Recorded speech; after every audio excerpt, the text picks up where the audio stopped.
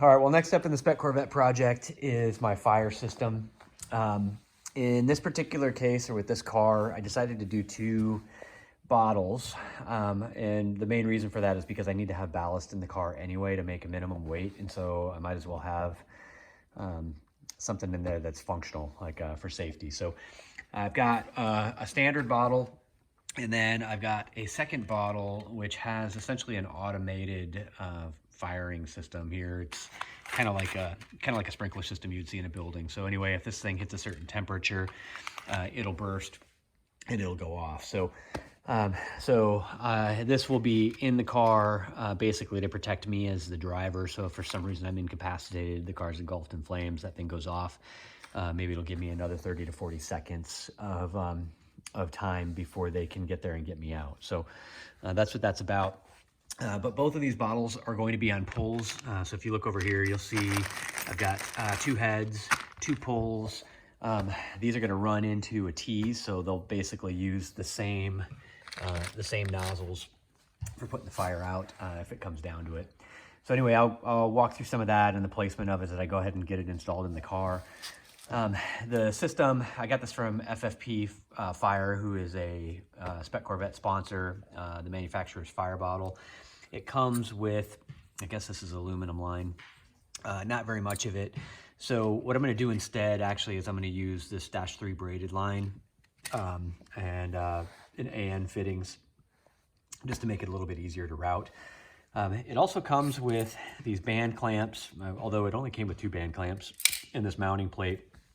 So I went ahead and deviated and I picked up a couple of these 5 1/4 inch bottle mounts. So I'll link to them. I got them from IOPort, but I'll link to these in case you want to go with something like that. But this way I can mount it a little bit more securely in the car.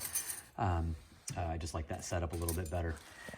So anyway, that's it on the bottles. I've got a little bit of work to do in the car so I can get this where I want it to be. So I'll move on over there and show you what I'm working on. All right, moving into the car, I've done a lot of thinking about where to put the fire bottles. Ideally, I'm going to have to put a little bit of ballast, likely over here. The car has a tendency to be light over here on the passenger side wheel when you corner balance it.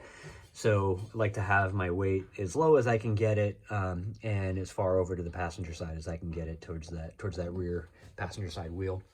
So basically what I've done is I've fabbed up with some just scrap angle iron that I had sitting around, a little brace that will go down to the stock seat mounts. So you can see I basically just welded the angle iron in and modified the ends a little bit to mount to the stock mounting points. Up top here, I've got these roll bar mounts that I picked up from Amazon. They're by Nylite. Don't know the part number, so I'll just link to them in the description so that you can see them. But basically, these are aluminum pieces here that go onto the bar, and they're actually kind of nifty because they'll fit a 2-inch bar or a 1 3/4 inch bar or a 1 1/2 inch bar, depending on the insert that you stick inside. So they're actually pretty handy, and I think later on I'm going to give these a go to see if I can use them for my shock canister mounts, because this is 2-inch and that is basically the size of the shock canister mount. So I ordered up a couple more of those to see what I can do with them. But anyway, so this is going to be my fire bottle mount. Alternatively, things I had considered was putting it back here on the rear deck lid, or just running them up on the floor. But ideally, I'd like to be able to put another seat in here at some point in time if I want to use this as a training car or something like that. So I want to keep these as far back as I can in the hopes that I'll be able to figure out how to get a seat in here, even if it's a little bit farther forward with the bottles behind it. So anyway, I'm going to finish this guy up, get some paint on it, and then get everything bolted in place and see if I can get my bottles on it. All right, well, I've got my bottles mounted, or at least mocked up, so I can see how they're going to be. They're nice and firm, so I'm pretty happy with the way that turned out and with this brace. So oh, you know, one thing I should note, it may be tempting to try to mount something to this back wall at the back of the passenger compartment, but you got to be really careful doing that because your gas tanks sit behind there. So generally speaking, I would say avoid it. Not to mention this is pretty flimsy, thin sheet metal. But I have seen folks, you know, drill into this sheet metal before and then drill accidentally a hole through their gas tank. So you're better off figuring out how to mount something here to your cage and down to the floor to give it some reinforcement. Anyway, so just a public service announcement there. So anyway, these brackets are working well. You'll note one thing here, since this was actually made for a different fire extinguisher bottle with a CO2 cartridge.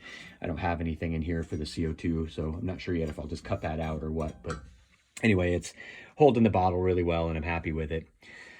So next up, I need to run my lines. So obviously I've got this one with the automated bulb, which I'm just going to run up and get it somewhere up over the driver. But otherwise, the kit itself comes with 4 nozzles. So this is one of the nozzles. So I went ahead and bought a number of -3 bulkhead fittings for these, and the nozzle will just thread right onto them.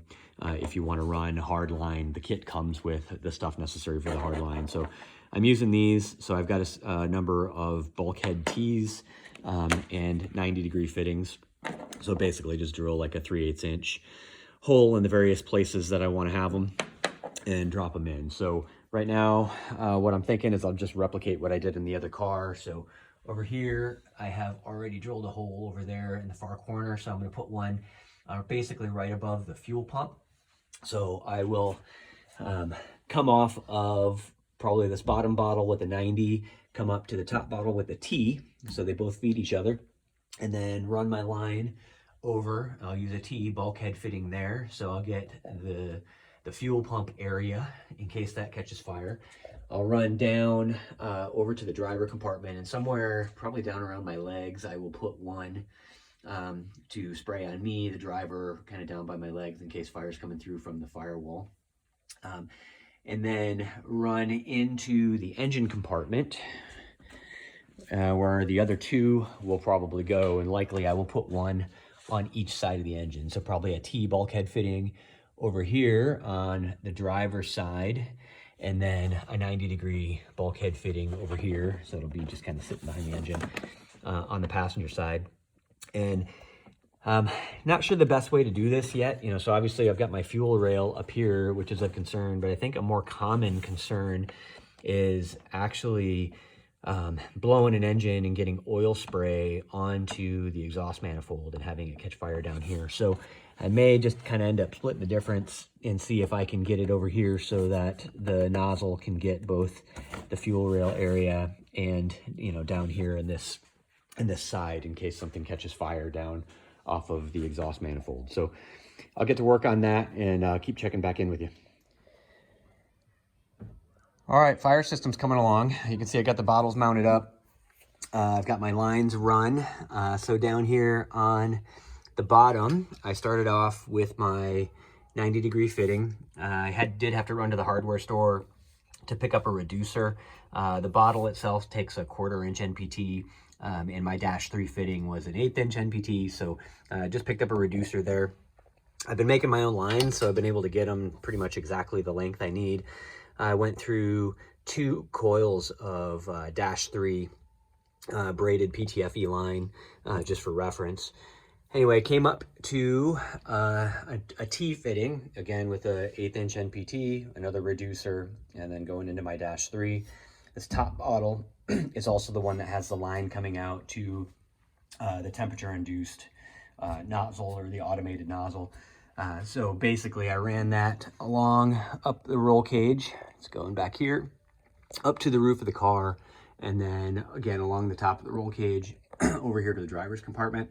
I still have the cap on it, but basically just drilled a hole and put in a nutsert to mount the thing up. I'll pull that cap off once I'm done working on the car so I don't accidentally smash it.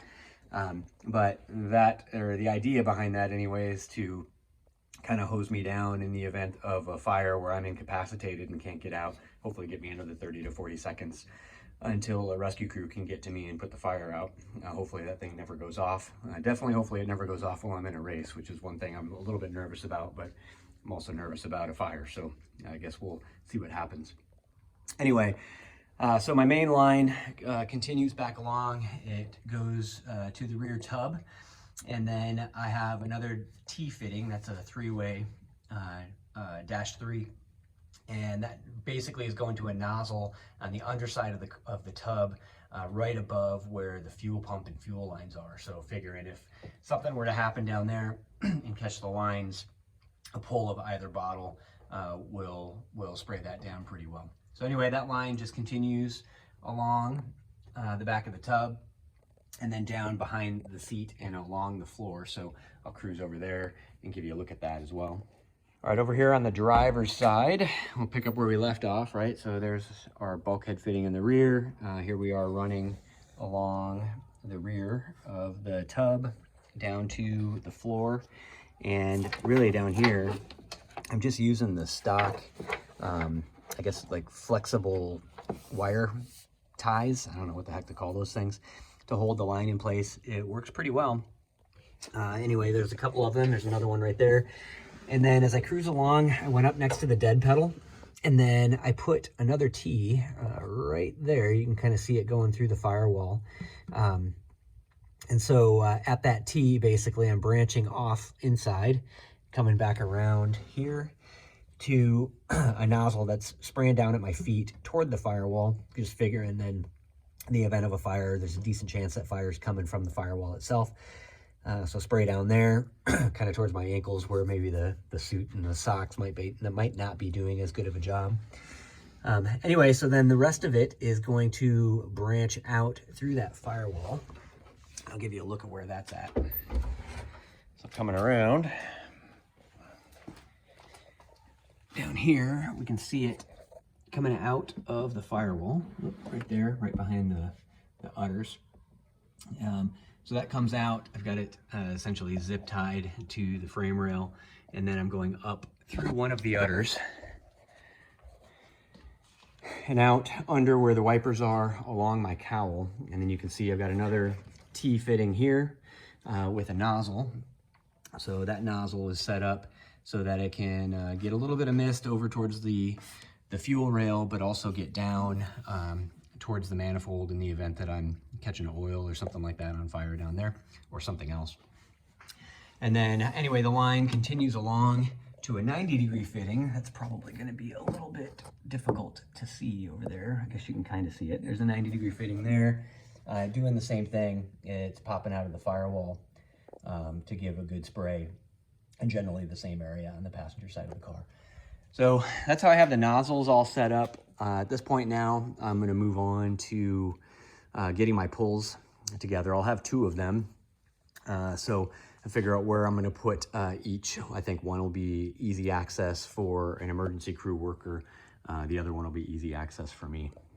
All right, well, checking back in on my fire pulls. I've got the first one in the dash. You can see I've done some work on the dash since we last checked in. Mainly that's just because since I was going to drill a hole in it, I wanted to get everything in its place, so I knew where it was going to be. I made a separate video on that, so I won't go into detail. I'll just say I'm pretty happy with it turned out. I like the carbon fiber look of it. So anyway, my fire pole is here. It basically routes out the back in nice big arcs.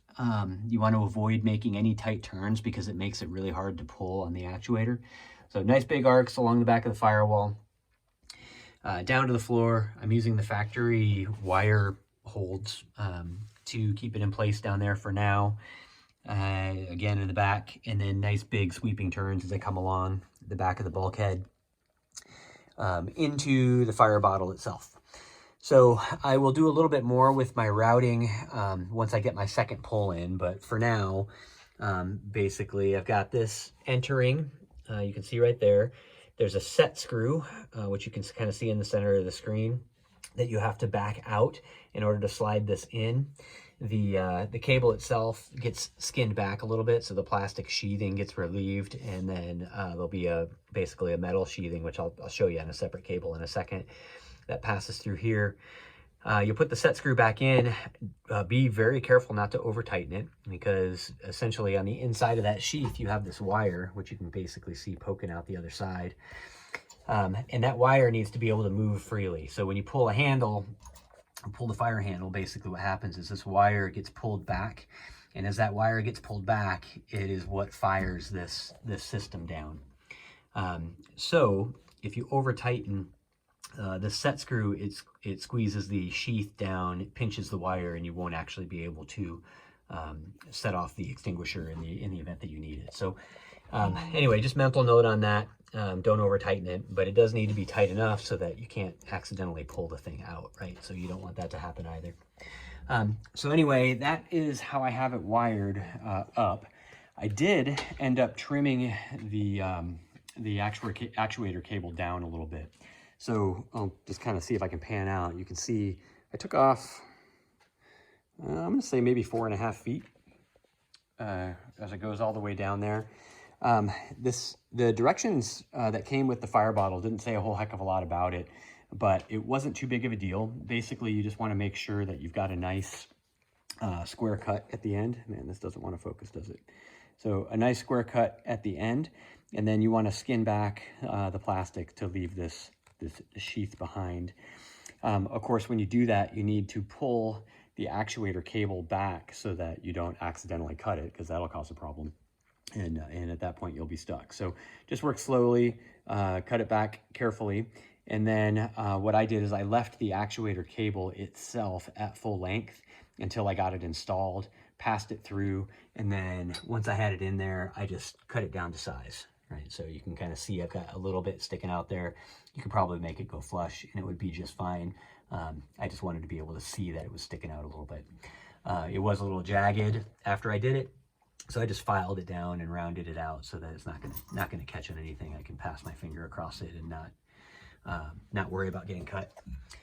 So anyway, that is the deal on the first fire pole. From here, I'm not sure exactly what I'm going to do yet, so I'm gonna just pause for a little bit and figure it out. I'm kind of thinking that I might want to put my secondary pole over here. I want it to be easy for corner workers to get to. I thought about doing it over on that side of the car, but I just couldn't find a good spot that either was crammed by the mirror, crammed by my kill switch over there, or in the back, kind of crammed up by the window net. So I'm thinking that this passenger side might be the better option. I just haven't figured out how to mount it up yet. So I'll check back with you once I get a little farther on that. All right, checking back in on the second fire pole. You'll see from the decals, I've got two fire system decals on the car now. So the front one is referencing the one I was installed in the dash there that we talked about earlier. The second one is referencing this guy. So ultimately, I ended up installing the fire pole back here on the crossbar. I was considering putting it up here, and mostly was just worried about the amount of line that was going to stick out the back of the pole, and I didn't want it to interfere with the dash when I take it out. You don't have to take out the dash a lot, but you can see here I've got the dash out right now because I just happen to be doing some other electrical work at the same time. So ultimately figured that back here was the best location. I was going to just weld in a piece of metal, but then realized that those little roll bar mounts that I've been using for other things like the shot canisters might come in handy and be up for the task. So I went ahead and put it here. The other reason I like that idea is because if I wanted to move it for some reason, I could. Anyway, so that's just one of those nylite mounting brackets for roll bars. Part numbers here. I swear these guys should sponsor me because I keep using them over and over again, but they turn out to be pretty handy. Again, these are like, you know, 18 bucks for a box of 4 of them on Amazon. So anyway, what I ended up doing with this was I had to cut down the actual bracket a little bit so you can see where that's ground down because the aluminum on it is kind of thick. I took off probably a little more than a third of the material just so that I could get the nut on the back of the fire pole to thread on all the way and be able to have the lock washer sitting back there. So that's that, and then my line just runs down along the bulkhead for the fuel tanks and then comes up to this top bottle. I had to trim off quite a bit of excess material, but left it long enough that I can get big sweeping arcs so that there's not a lot of resistance on this pole if it needs to get pulled out of there. Also, one thing to note, once you install your fire system, don't forget to pull out your your cotter pin or your pin here. Otherwise, when you pull on that line, it isn't going to do anything because that pin keeps that bottle from firing. So anyway, so that guy's in place. So just a kind of a refresher on this. This top bottle is the one that has the extra line coming out of it that has the automated module on it. So basically, it's just a nozzle with a little glass tube in it, kind of like what you would see in a building, but rated for this type of a harsh environment. Anyway, so that will, if it gets up to a certain temperature, automatically fire and it will deplete this bottle. I figured that since this bottle is the one that's the closest for an emergency crew worker to get to, if for some reason I were incapacitated in the car, this will either fire automatically or it'll fire because an emergency crew worker got to it. The bottom bottle does not have one of those bulbs on it. It's a completely manual pull, and that's the one I put over here in the dash. So again, if I'm in an incident and I am coherent in the car and able to actually pull that, that will deplete this bottom tank. And then if for some reason I can't get out of the car, or if I'm incapacitated for whatever reason, this one should either auto fire or somebody can get to it. So that's the logic I'm using on which one I put where with the two pulls. Something I should note coming back around though is earlier in the video I noted that I had mounted this guy basically up along the top of the cage and had it sitting up above the driver where you see that nuts are right there. And I got into a conversation with Ken Myers from Ioport Racing, and he, in his very dry sense of humor, said, "Wow, you got enough fire bottles in here to kill you twice." And I kind of looked at him funny, thinking, "What?" I thought this was a good thing. So basically what he pointed out was that the way these systems work is they're basically starving a fire for oxygen, and that's what puts them out or keeps them from getting too hot. And so if that thing is sitting up above the driver and it's spraying down on me, I better be holding my breath because it'll also starve me of oxygen. So rather than mounting it up high, he suggested I mount it down low like the other nozzles. And his suggestion was actually down by my feet, kind of like I had that the other one. So anyway, I ended up relocating it. I ran it out the back of the fire bottle, down along the passenger side floor, and then you'll kind of see it attached there.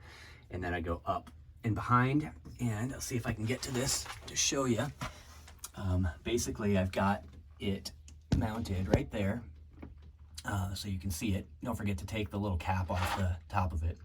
But it's just mounted to the same mounting screw for the bracket that holds the dash cluster up into that knee crossbar. So now it is shooting down there at my feet. Should be low enough to help with anything that's coming from down low or up there by the firewall, but also low enough that it won't asphyxiate me, hopefully, if I'm still breathing for whatever reason. So that's it. Definitely, if you want to keep it safe, mount it down lower. So I appreciate that recommendation from Ken at Ioport. So that's it on the fire pole.